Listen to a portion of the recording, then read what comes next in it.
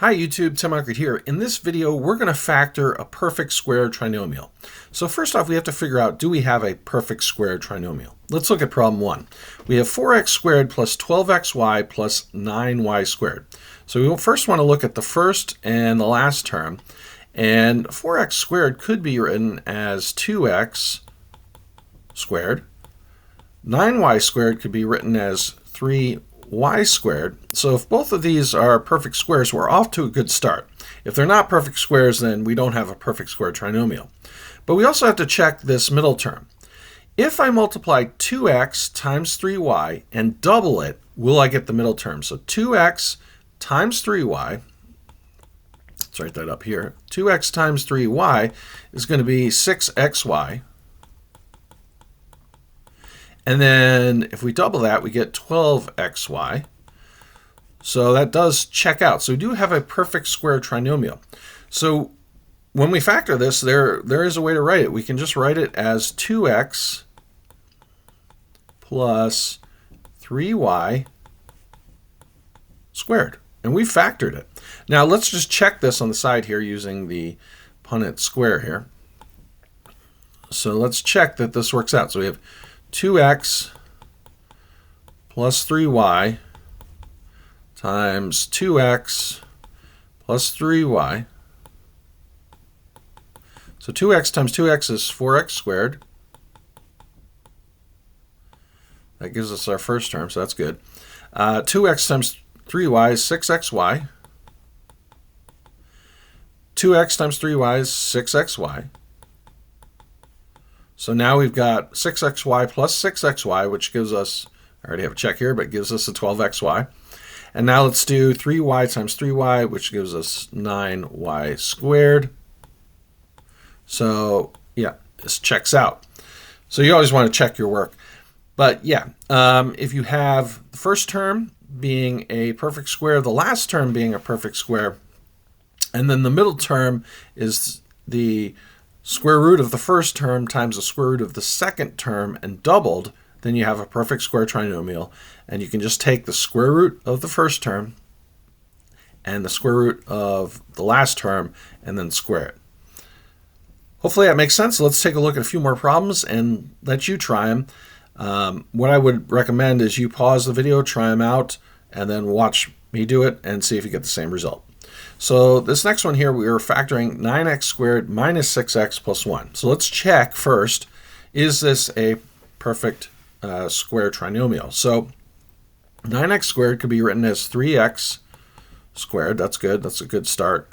1 could be written as 1 squared, or, and a hint I have is we have a minus 6x here, or you could write it as negative 1 squared. So first off, let's do 3x times 1. That's 3x, and then double it. That gives us a positive 6x, so that wouldn't work. So, but then we have to look at the negative 1. So we do 3x times negative 1, we get negative 3x. Double that, we get negative 6x. So what we want to do is we want to use this one and this one here. And we're going to write this as 3x minus 1 squared. And again, we always want to check, so let's do our check with our Punnett square here. So we have 3x minus 1 times 3x minus 1. So 3x times 3x is 9x squared. 3x times minus 1 is a minus 3x. 3x times a minus 1 is a minus 3x. And negative 1 times negative 1 is positive 1. So let's see here. That color doesn't show up as well. Let's do checks with this. Okay, so 1. Does 1 check out? Yep. We have a 1 here and a 1 here. Negative 3x plus negative 3x, that does equal negative 6x. And then 9x squared. We've got the 9x squared. So it all does check out. So we are good to go, and this is our solution here. Okay, let's go down and check out problems 3 and 4.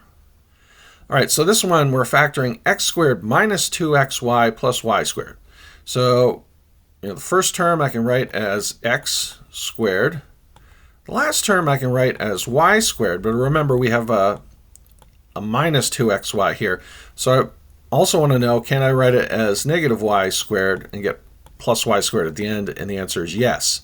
So I'm going to select this one and this one.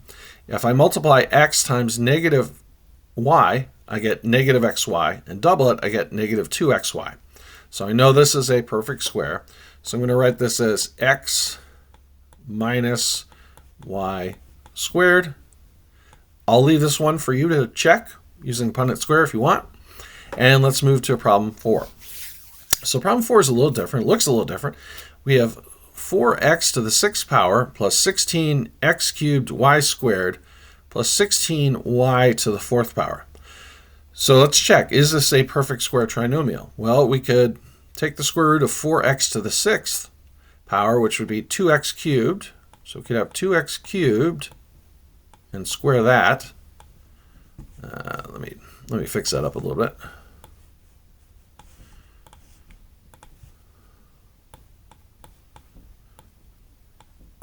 Okay, and then we could also do 16y to the 4th.